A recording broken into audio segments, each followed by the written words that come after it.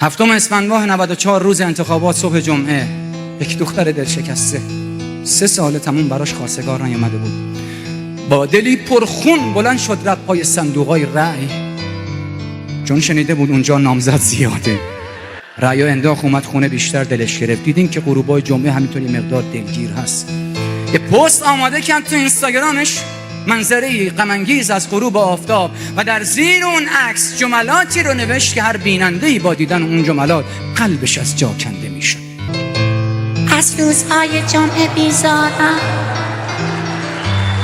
کوفت، صدام گرفت، جمعه ها خیلی دلگیرم، اصلا جمعه خرست. آقا